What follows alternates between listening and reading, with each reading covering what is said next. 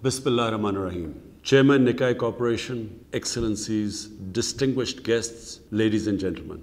I'm honored to speak to you at the 26th Conference on the Future of Asia. Asia is home to half of the world's population. Asia's future is the world's future. This is where the most dynamic economic growth, social change, technological advances, and human development have taken place in the last 50 years. This is where the course of history will be decided in the 21st century. Today, Asia and the world are at an important juncture. We confront unprecedented challenges, but we also have exciting opportunities to advance progress and prosperity. Our first priority at present is to confront and conquer the COVID-19 pandemic. This virus has created the worst global health, economic, and social crisis in the past 100 years. It has infected hundreds of millions, killed over 3 million people, reversed economic growth, enlarged poverty, and worst of all, created huge unemployment. Unless fully contained, it could create social chaos and threaten peace and security in Asia and elsewhere in the world. No one will be safe, unfortunately, until everyone is safe. We must act collectively to ensure that the COVID vaccines are made available to everyone, everywhere, and as soon as possible. The vaccines supply and distribution must be immediately expanded. Patent rights waived. Production ramped up, including in the developing world, and the COVAX facility fully extended and funded. The virus has had the most severe impact on the poorest countries, but not just the poorest countries, the poor in all the countries.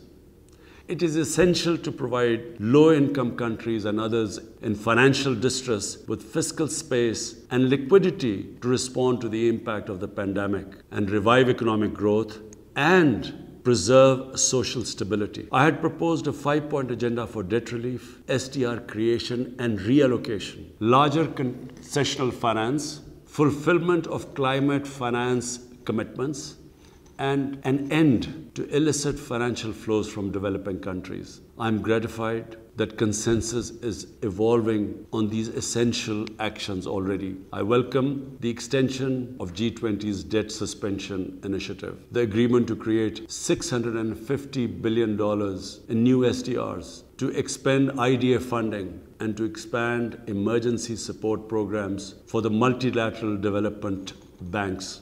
The recommendations of the FACT-I panel on illicit financial flows must also be implemented. To ensure rapid recovery, we in Asia and elsewhere must keep economies open, revive disrupted supply chains, and resist protection temptation. If Asian and other countries are to achieve the Sustainable Development Goals by 2030 and net zero carbon emissions by 2050, we will need to invest massively in new and sustainable infrastructure, energy, transportation, housing, agriculture, and industry. Both public and private investment should be mobilized to this end. The less developed countries must be helped to prepare a pipeline of sustainable infrastructure projects. To attract private investment, such projects will need to be de-risked through blended finance and investment guarantees and incentives. We must also continue to mobilize science and technology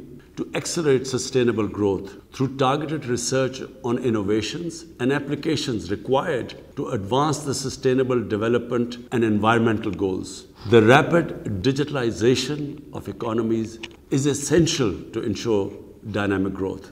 The digital divide between advanced economies, where 87% of people are online, and the poorest countries, where only 19% have internet access, must be bridged. Otherwise, the divergence in growth trajectory of advanced and developing economies will widen further. This will require expanded investment in digital hardware and software. Resilient and dynamic economic growth, particularly in Asia, depends significantly on greater integration and physical connectivity.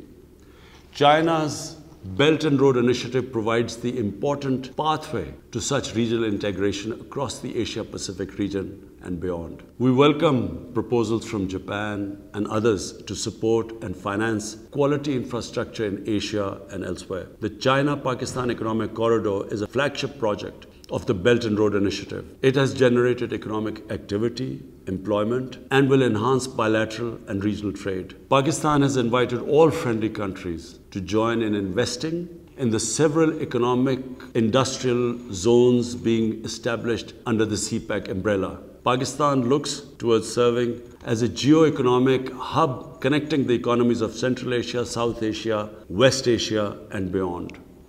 These sub-regions are the areas which possess greatest potential for dynamic new growth to Asia. This potential cannot be fully unleashed until we resolve the outstanding conflicts and disputes in this region. Pakistan has actively supported the peace process in Afghanistan. As foreign forces withdraw from Afghanistan, it is imperative to redouble efforts to promote the peace process between the Afghan parties. As I have said over the years, there is no military solution to the conflict. Pakistan hopes that the violence will be sharply reduced and the Afghan parties will engage constructively to secure an inclusive, broad-based and comprehensive political settlement. Pakistan desires peaceful, cooperative relations with all its neighbors, including India. But India must stop the human rights violations in occupied Jammu and Kashmir and revisit the unilateral measures it took on 5th August 2019. It is essential that an enabling environment is created for dialogue to peacefully resolve the Jammu and Kashmir dispute in accordance with the United Nations Security Council resolutions and the wishes of the people of Kashmir. We hope that the other threats to peace and security in Asia will also be resolved. The situation in Palestine remains a matter of deep concern to everyone. The international community must take urgent actions to stop the Israeli attacks against Palestinians, prevent the desecration of holy places, especially Al-Aqsa Mosque, and facilitate a just and lasting solution in line with the relevant United Nations resolutions and the two-state vision.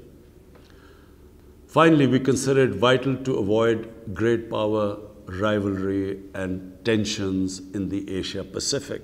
There is ample room in Asia for economic, trade and investment participation of all states. Yet Asia must not become the theatre of tensions induced from without or within. The differences and disputes in Asia require Asian solutions on the basis of Asian values and interests. The Asia-Pacific, including the Indian Ocean, should become a zone of peace, an area of expanding cooperation and prosperity through strict adherence to the principles of the UN Charter and the Bandung principles of peaceful coexistence.